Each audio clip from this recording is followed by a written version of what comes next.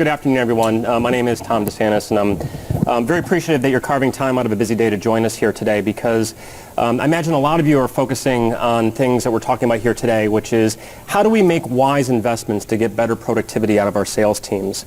We heard a lot about that this morning, and I got to be honest with you, when I speak with sales leaders and sales enablement executives around the world, a common theme tends to emerge, which is, just put simply, we're not getting what we expected out of these investments. We could be talking about developing and rolling out a new process or methodology, a new CRM system, new skills that we're training our sales forces on, and the results are not matching our expectations. Or if they are, they might be isolated, right? We're not seeing it across our sales organization. Now, at the same time, as we talk with our clients about this and companies out there, what we also hear is that their sales management team isn't helping them to achieve their goals. It's not because they're not talented people. They are. It's not because they're not working hard enough, because let me tell you, they definitely are. But it's rather because they're not able to focus on the right things, the things that can help us to actually execute our strategy.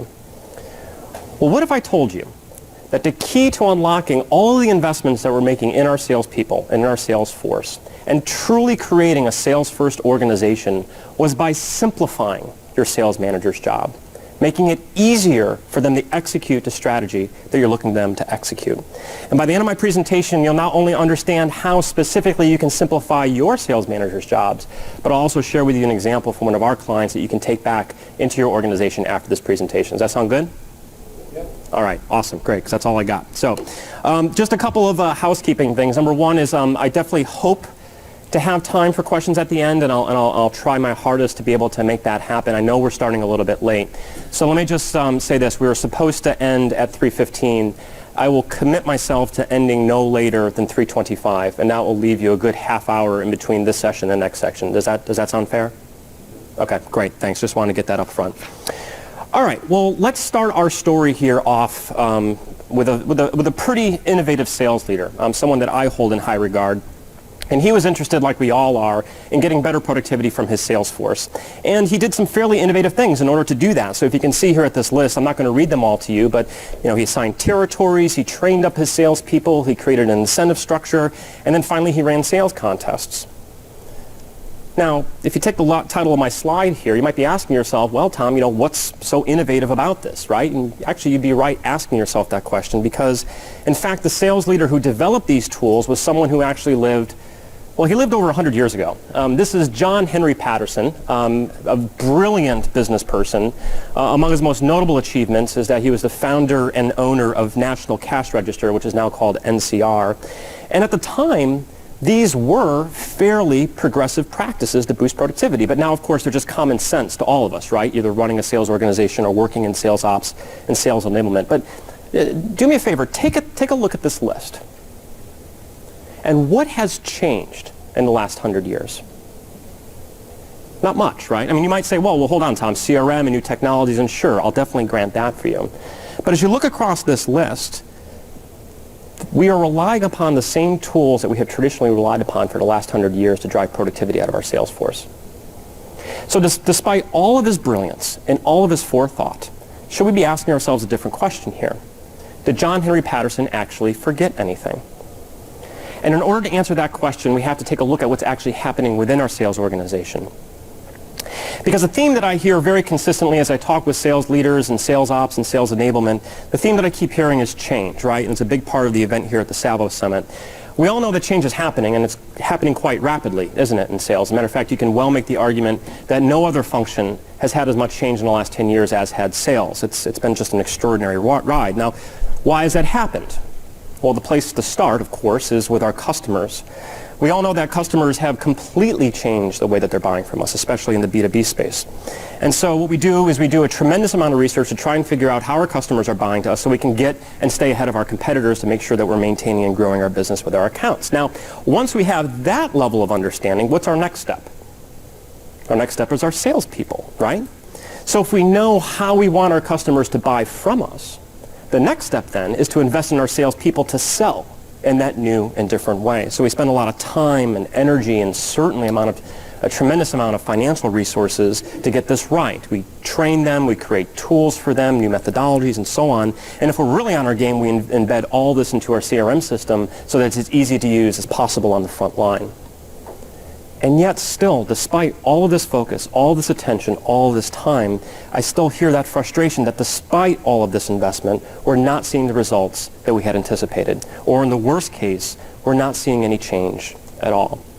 In fact, you heard a little bit about this in Mark's talk very early on today. 80% of sales training knowledge lost within 30 days. I mean, that's just really painful to hear. It's bad for us and bad for our salespeople. Now, why is this happening? Well, remember the question that I asked on my previous slide. As we have marched down this path to change the way that our salespeople are selling, have we forgot something? Or in our case, have we forgot someone?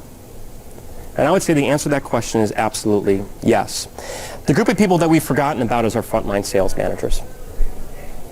Now you might think, wait a second, Tom. We've invested in our sales managers. We've done training for our sales managers. But think about this. Was it training for your sales managers to be better managers? Or was it to help you to get your managers to reinforce the things that you want your salespeople to be doing?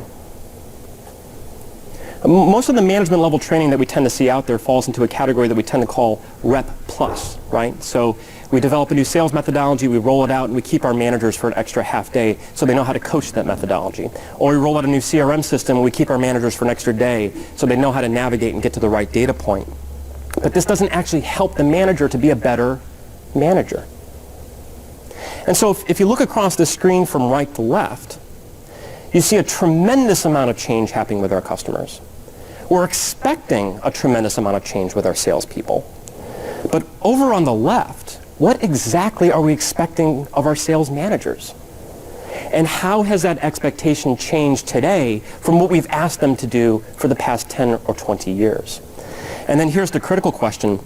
If so much change is happening on the front line, are our managers helping to drive the change that we're looking to see happen with our salespeople? Now, to bring this to life, we've actually filmed a meeting between a salesperson and a sales manager at one of our clients to actually kind of bring to life what we see happening here. So let's take a look at that. It lasts about a minute, and then we'll discuss it.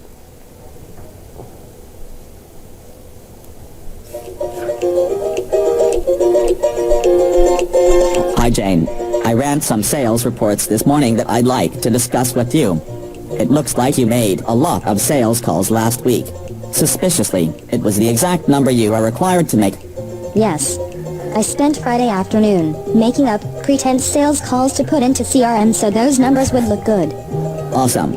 However, it looks like your sales pipeline is too small, and you're going to miss your revenue target for the quarter. I really need you to make your quota.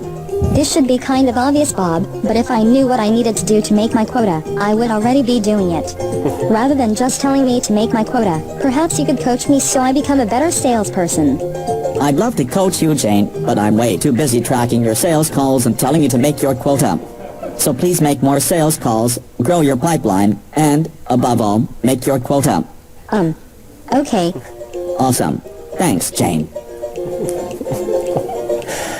So by your reaction, I won't ask for a show of hands, but it sounds like some people here are familiar with that type of conversation with the sales manager. But all kidding aside for a moment, think about this question. How many conversations like that happened in your sales organization this month?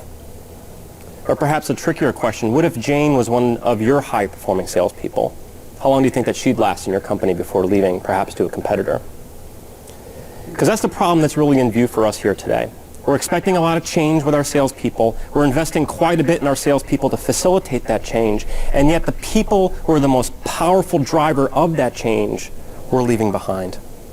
So why is this happening? Why do we see sales managers reverting to this type of behavior? Focus on your quota, Jane. Hit your quota, Jane. Well, when we looked at it, it really came down to two things. The first is that, frankly, we just haven't changed our expectation of our sales managers, right? So sales management has traditionally been all about outcomes because back in the day when we were just selling products, you made your quota by doing as many sales calls as possible, right? And as long as I did as many sales calls, I hit my number and managers are out there flogging their salespeople to go out there and make sales calls. Of course, we all know that those days are far gone. And so at the bottom of the page, what we have to do is we have to get our managers focused on something else, right? But we really haven't thought this through, else the video clip that I just showed you wouldn't have resonated so well with this group. And we're going to dive very deeply here on exactly what we need to get our sales managers focused on. But before I do, this was the first reason why we see sales managers struggling with this change. Let's talk about the second big reason why we see sales managers struggling with this change. And the reason is that the sales management job is just an incredibly hectic job. So for anyone who has either been a sales manager in their life or perhaps is still a sales manager today, you know exactly what I'm talking about here today. Sales managers are probably the most time-oppressed individual in any sales organization. And if you think about their day-to-day job, it's not hard to understand why. In fact, sales managers face 3 common pressures every single day they spend on the job. The first is, well, they face pressure from us, right? We're constantly asking sales managers for reports and forecasts and analysis. I mean, at some companies that we talk to, the amount of time that managers take on reporting and analytics is just downright scary. I honestly don't know how they do their jobs. But that's not all. They're not only facing pressure from us, they're facing pressure from their teams as well. Sales reps are constantly asking for their manager's time, right? I got a big meeting, boss, come along with me, or here's a proposal I need your help with, boss, or even in some cases, helping me with an internal issue that I feel I don't have the power to handle by myself. So we see managers getting dragged down into a lot of activities by their salespeople. But then there's a third pressure as well that we don't often talk about, but it's the managers themselves, this pressure from within. They're sometimes our own worst enemies here, right? Especially if we've promoted our sales managers from our better salespeople. They kind of feel this need to do the salesperson's jobs for them, particularly if a sales call is involved. They kind of just fall into this classic management trap of doing their reps' jobs for them. So suffice to say, just to sum up this page here, sales managers operate in an incredibly hectic environment. Now, at this point in the story, it would be very easy for us to blame our sales managers, right? I mean, isn't this what we hired them to do? To figure that all out? Well, I don't think that's entirely fair, because if you think about what I've talked about for the last few slides, sales is changing tremendously. We haven't been very clear with our managers about what we expect of them beyond hitting quota, and they're barely able to keep their heads above water. And so instead, what I think we need to do is us here in this room, leaders in our sales organization, sales ops and sales enablement, we have to ask ourselves this question: what do we need to be doing here? What do we need to be doing to support and enable our sales managers to be more productive in this more complex environment? And if I had to sum up my whole presentation, in fact, what we strive to do here at Vantage Point with our clients, if I had to sum it all up with one word, it would be to simplify.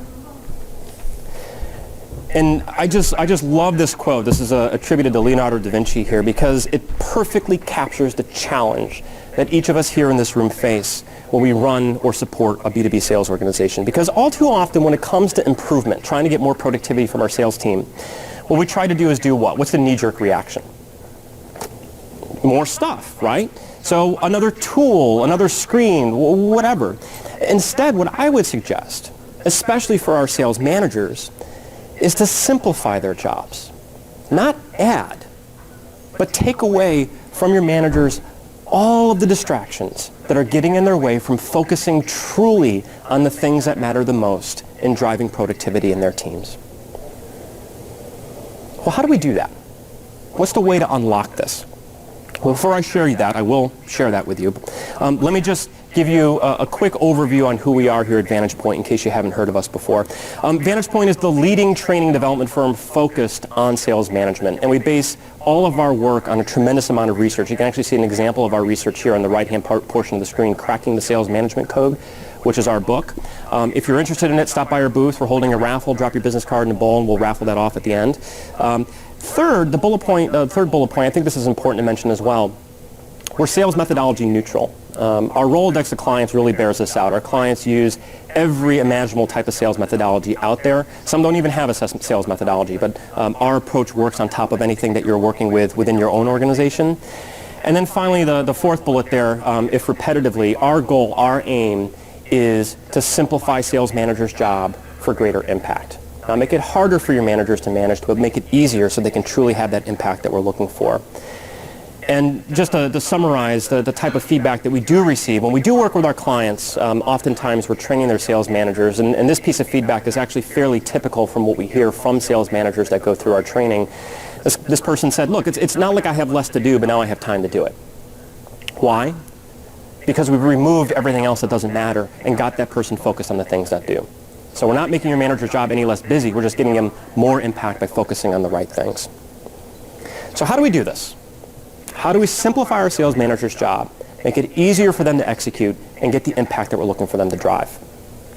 Well, in order to share with you how to do this, we have to go back to our research. So when we started out, if our goal is to simplify our sales manager's job, we had to start with one question. And that question was, well, what do companies ask their sales managers to do in the first place? So we asked that question of a very broad range of companies. And through our research, what we found is that there were over 300 different things that you can ask your sales managers to focus on. This is just a summary of the areas that we found. I gotta be honest with you, this was a pretty daunting list when we got this back, right? And we were a little bit afraid because we didn't want to go to our clients and say, okay, here's 300 things you can get your managers to do. You pick. You know, I don't think that would have worked at all. We wouldn't have gotten off the ground for sure. So what we had to do is we had to try to figure out how we could filter this down to something that's usable and valuable for a frontline sales manager operating in a very time-impressed environment. So how do we do that? Well, we took a look at each of these 300 things and we asked ourselves one simple question. And this is absolutely critical. If you remember nothing else from my presentation, remember this question. Tweet this out if you're on Twitter. Can your sales managers manage this? It's a simple question, but it's incredibly powerful. So we asked ourselves, for each of these 300 different things that we saw we could possibly give to a sales manager to manage, can they actually manage it? And in some cases, the answer was absolutely. So things like call volume and account plan creation and these are things that are directly in control of a sales manager. These are things that a manager can manage. But interestingly enough, the opposite was also true. There were some things that a manager actually could not manage. Things like revenue and quota attainment. Now think about it. Can a manager actually manage revenue? No, right? I mean, imagine I'm a salesperson, my manager comes in my office, sits down and says, all right, Tom, you know what I need from you next week? I need more revenue. Sure thing, boss. I wish it were that easy, right? We'd all hit our goals. These types of things happen only after a series of many other things happen, right? So despite our focus on and attention on these areas, these things are actually completely outside of the ability for a sales manager to manage. So some were yes, some were no, and then some were, well, maybe. So things like customer retention. Can a manager control customer retention? I mean, if customer retention is important to me, maybe I tell my salespeople to go out there and visit customers more frequently, but I can throw the kitchen sink at a client and they can still leave me, right? So these are things that a manager can influence, but still doesn't have direct control over. Now, we saw a pattern begin to emerge, and this led to our first aha moment as we were going through this research. Because what we found is by asking this very simple question, can a manager manage this? We were able to take these 300 different pieces of data, of information, and put them into 3 different categories. The first is business results. So these are the outcomes that are incredibly important to the business, but outside the control of sales management.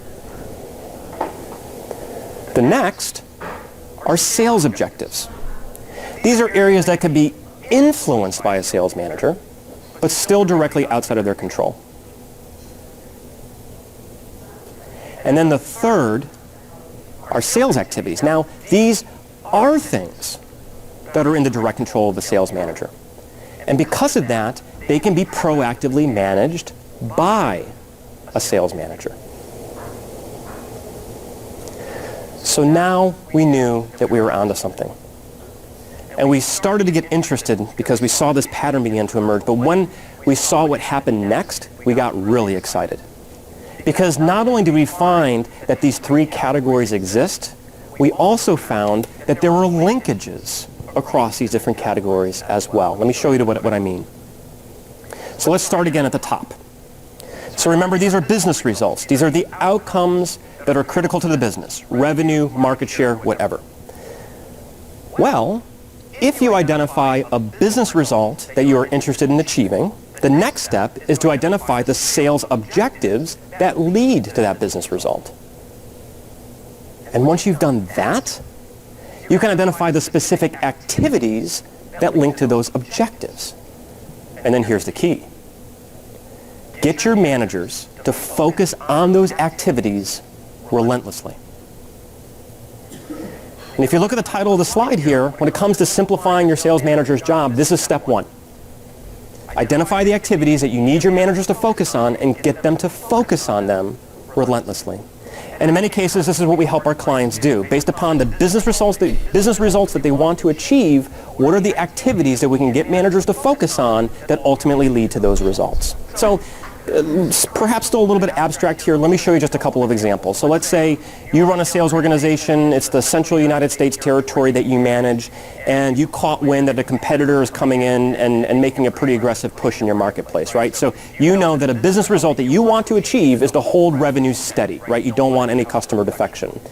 Well, what would be a good objective to make sure that we're retaining that revenue? Well, it's probably customer retention, right? That's going to be a key for us to make sure that we're keeping our revenue steady. And what are some activities that I can ask my salespeople to invest in order to make sure that we're retaining our customers? Well, I think account planning is a good idea, right? We've got to get a little bit more proactive with our accounts, make sure we know what's going on there, who are the right stakeholders, and so on and so forth. So I'm going to ask my salespeople to create one account plan per month, and we'll review them quarterly. So that's an example of the linkages that we're seeing here. Or let's say the opposite is the case. Let's say that you want to build market share. So you have market share as your key outcome here. Well, the way to do that is to cross-sell better into your existing accounts. And an activity to get your salespeople to focus on is make sure they're not calling the account that already has all of our products, that they're calling on accounts that are under-penetrated. So I'm going to ask my salespeople to focus on 4 calls a week into under-penetrated accounts, and we'll review those monthly. Now, why does this matter? Sounds interesting, right? We see linkages between these 3 categories, but why am I getting so excited about this? Why does this actually matter? Well, it matters because if you do this right, if you identify the right 1, 2, 3 activities, what have you, for your sales managers, everything else disappears. Now think about this environment compared to the environment that we started with. Managers completely overwhelmed, not given much direction, and struggling to focus on anything, let alone the right things. And here, by just working through this and narrowing down out of the 300 possible things a sales manager can focus on, here is the one thing that sales managers need to get right. You have not only made your managers' jobs easier, you've empowered them to achieve the results you want them to achieve. You not only have made your managers' jobs easier, you have empowered them to achieve the results that you want them to achieve. Now remember, this was just the first step, right? Identifying the right activities is one thing, and it's an incredibly valuable exercise to go through. But if this is the how, now we have to, this is the what, now we have to focus on the how. We have to help our managers to execute this back in the field. So the next step, step number 2, is to establish a cadence of meetings between manager and salesperson to review progress against each of these activities. So should it be once a month? Should it be twice a month? Should it be once a week? Should it be an hour long, a half hour long? Should it be over the phone? Should it be live? Doesn't matter. Come up with a specific cadence of meetings for your managers and salespeople to meet to review progress against these activities. And then the final step, step 3, is to formalize that conversation. Don't ask a manager to figure it out for him or herself. Create an agenda for that meeting. How should a manager and salesperson prepare for that meeting? What should the agenda be for that meeting? What are the outcomes of that meeting and next steps? Now you might be thinking to yourself, man, that is really detailed. Do I really have to do that for my sales managers? And the answer is unequivocally yes. Because for all the reasons that I shared with you, it's not going to happen by itself. And managers find this type of support and help incredibly informative, incredibly powerful, because they now know how not to be reactive to their teams, but to be proactive with their teams, focusing on the right thing. All right, so at this point you might be wondering how this actually works. We talked about research, let's talk about application. How does this actually work in the real world. So let me share a story with you with one of our clients here. This is a story from a very well-known global Fortune 50 company. And before we started working with them, they were just incredibly frustrated. We worked with their sales leadership and sales ops and sales enablement teams. And at the point we started working with them, they had invested an incredible amount with their frontline salespeople, trying to get them to sell better, more productivity out of their sales teams. And the reason they were so frustrated is that they invested so much into their salespeople, and revenues were still flat. And as you might imagine, the pressure was on this team, right? You know, the CFO was definitely interested on getting some return for that investment. So we started to work with them, and we took them through that model, results, objectives, activities. And they very well knew the results that they were looking to achieve, right? I mean, the CEO and the CFO made it very clear to this team that the result that they were looking for was a growth in revenues. In their case, a 20% growth in revenues. But they frankly had no idea how to execute that beyond focusing on that top line. You know, have you hit your quota, Jane? You know, that beyond that top line, they really knew nothing. And so working with them and talking with a handful of their sales managers, we quickly found out that the clearest objective to help them to achieve that result was by improving close rates. Frankly, their close rates were terrible. They had huge pipelines, a lot of business in the pipeline, but not much was making it to the end. So you know what's happening in this company, right? You know, revenues are flat, the pressure's on, so what do managers ask their salespeople to do in that case? You know, go out and find more deals, stuff your pipeline, because the bigger your pipeline, the more opportunity to win deals, right? Of course, we know that not to be the case. Matter of fact, the highest performing sales manager in the sales organization had a pipeline that was 25% smaller than his peers. So that led us to the understanding that qualification is the activity that we need managers to spend and focus on with salespeople. That gave us the power to share across their management team the activity that they need to be focusing on with their salespeople. So that's the activity. Focus on qualifying opportunities in your rep's pipeline. So now the next question is, well, how much time does that take? And here's the beauty of this. It wasn't that much time. In fact, it was an hour per month. So every month, a manager spent an hour of time with his salesperson, reviewing his pipeline, qualifying whether or not those opportunities make sense to pursue or they should bail, and that was it. So what was the results? What does an hour buy them? Well, this is just extraordinary here. This wasn't marginal returns. I mean, this was a significant return. They went from a close rate of 25%, which is just appalling, especially for this organization which held itself in high regard, and they more than doubled that in 18 months. That's the power of management focus. Well, you might say to yourself, that's pretty simple, Tom. An hour of time qualifying deals, pretty simple. Why weren't they doing it already? But that's the whole point. Their sales managers in their organization were completely overwhelmed, and something that one sales manager was doing really well, yielding the great results, just wasn't shared across the broader community. And I love this quote. This is actually from one of the managers who participated in the training. This was the most practical training that he had been through. And when we asked him why that was, it was because we made his job easier. At the result of our training, we weren't asking him to do something new, something more. We were asking him to do something new. We weren't asking him to do something more.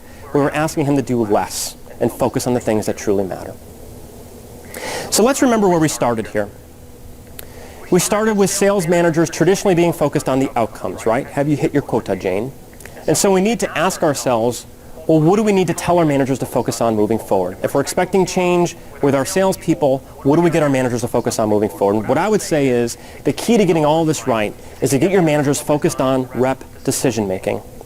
Are they focusing on the right activities with the right customers at the right time? And are you empowering your managers that have that level of conversation with their salespeople? So our task here, if we're serious about getting the returns and the investments that we're making in our salespeople, and we're serious about truly creating a sales-first company, what I would say is keep doing what you're doing with your frontline salespeople. They need to be trained. They need to get the right systems. They need to get the right information. I'm not disputing any of that. But make sure that the people that can help you to drive that change, in fact, the people who are in the best position to drive that change, are not left behind, and that you're bringing them along for the ride. So to summarize my presentation, and I'll just pause to see if there's any questions here in this room. 4 key things. Simplify your sales manager's job. Don't add, take away. The way to do that, of course, is to build the right path, results, objectives, and activities. Focus your managers on those activities relentlessly, and then formalize and reinforce a management rhythm.